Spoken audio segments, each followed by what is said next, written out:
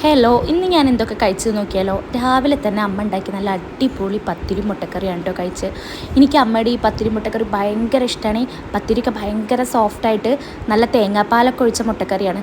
ഞങ്ങളുടെ വീട്ടിൽ സാധാരണ നല്ല മസാലക്കറിയാണ് കോഴിമുട്ടക്കറിയൊക്കെ ഉണ്ടാക്കുക. ഇവിടെ വന്നതിന് ശേഷമാണ് ഞാൻ ഇത് കഴിക്കാൻ തുടങ്ങിയത്. എനിക്ക് ഭയങ്കര ഇഷ്ടമാണ് കേട്ടോ.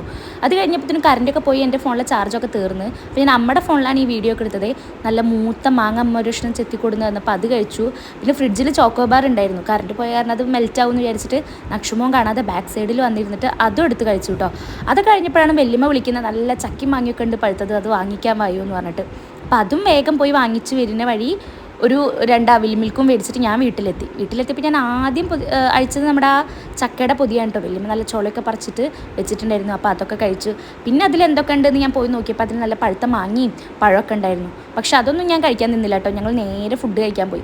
ഇന്ന് ഫുഡിന് കറി ഏട്ടയായിരുന്നു കേട്ടോ. അങ്ങനത്തെ മീനൊന്നും ഞാൻ കൂട്ടാത്ത കാരണം അമ്മ എനിക്ക് നല്ലൊരു ഓംപ്ലേറ്റൊക്കെ അടിച്ചു തന്നു. അപ്പോൾ ആ ഓംപ്ലേറ്റും ചോറൊക്കെ കൂടിയിട്ടൊരു കഴിച്ച് നല്ലൊരു ഉറക്കമൊക്കെ ഉറങ്ങി നീച്ചപ്പത്തിനും നമ്മൾ രാവിലെ കൊടുത്ത മാങ്ങ ഉണ്ടല്ലോ, അത് ചെത്തി വെച്ചിട്ടുണ്ടായിരുന്നു. അപ്പോൾ അതും കഴിച്ചു.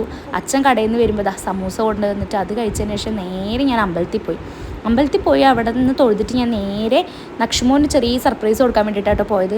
അവിടെ നിന്ന് പോയി തിരിച്ചെത്തിയപ്പോഴത്തേനും അമ്മ നല്ല പേരക്കയും ഇതൊക്കെ നക്ഷമോനും അമ്മയും കൂടി പൊട്ടിച്ച് വെച്ചിട്ടുണ്ടായിരുന്നു. അപ്പോൾ അതും കഴിച്ചു. പിന്നെ കഴിച്ചത് നമ്മുടെ അവിൽ മിൽക്കാണ്. അവിൽ മിൽക്ക് കഴിക്കാൻ നൈറ്റ് ആയിട്ടുണ്ടായിരുന്നു. സത്യം പറഞ്ഞാൽ ഈ അവിൽ മിൽക്ക് കഴിക്കുമ്പോഴത്തേനും ഇതാകെ തണുത്ത് പോയിട്ടുണ്ടായിരുന്നു കേട്ടോ. അതുകൊണ്ട് അതിൻ്റെ കറക്റ്റ് ടേസ്റ്റ് എന്താണെന്ന് എനിക്ക് അറിയാൻ പറ്റിയില്ല. അപ്പോൾ ഇത്രയൊക്കെയാണ് ഞാനിന്ന് കഴിച്ചത്. അപ്പോൾ ഓക്കെ, ബൈ.